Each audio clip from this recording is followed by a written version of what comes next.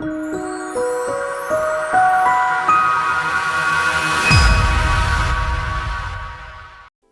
overcast foot is sometimes called an overedge foot.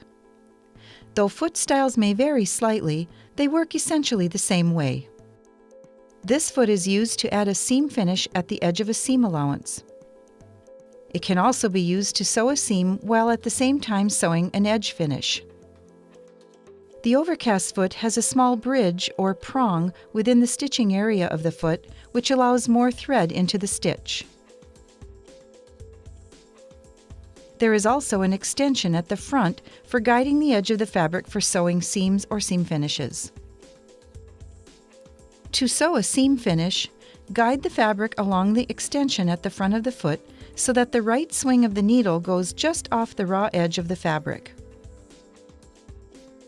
You can use a zigzag, multi-stitch zigzag, or an overedge stitch. Sewing seam finishes is easier if done before sewing the seam itself. When the sewing is completed, the stitches and fabric will lay smoothly. Press when finished. To sew a seam and seam finish simultaneously, set the machine for an overedge or slant overedge stitch. Place the two fabrics, right sides together, under the presser foot with the raw edges lined up with the guide that extends to the front of the foot.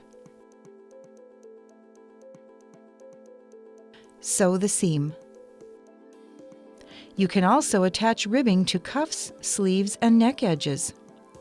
Align the raw edges of the ribbing with the raw edge of the main fabric. Place them together along the edge of the presser foot. Stitch using an overedge or slant overedge stitch. Simply stretch the rib as you sew.